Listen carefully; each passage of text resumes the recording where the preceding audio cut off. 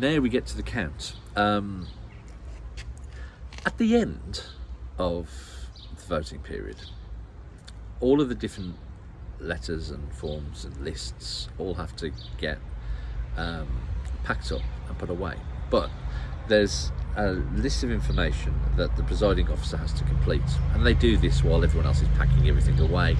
And one of the things that they will look to put together is effectively a list to see how many ballot papers have been handed out, and that you see that that matches how many that you think you've handed out, because that's where you write down, you know, people's numbers and you tick them off the list as you go along. So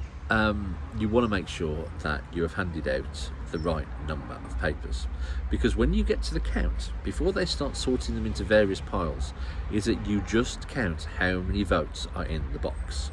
Now that number in the box has to match the number of votes that were handed out, and if they don't, you count them again and again and again. And if you wanted to ruin polling clerk's night, then what you would do is that you'd sneak your ballot paper out of the polling station, and please don't do that. Because again,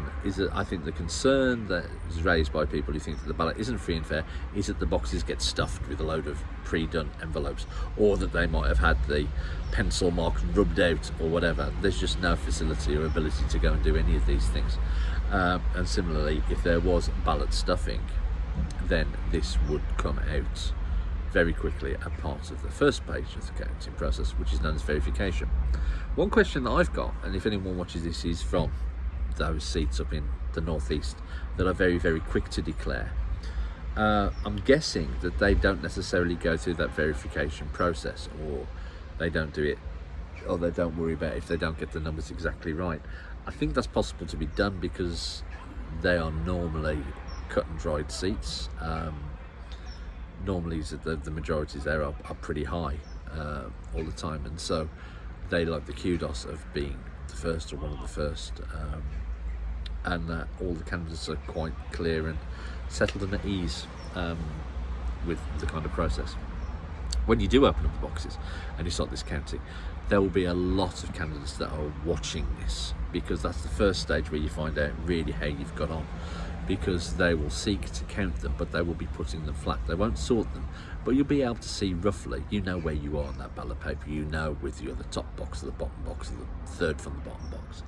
and agents will be clustered around quite clearly wanting to see. Interestingly,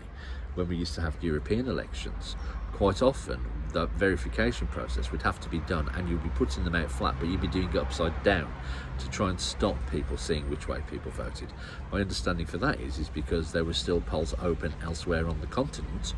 and they didn't want the information to potentially be perceived as leaking and altering people's perception or actions elsewhere.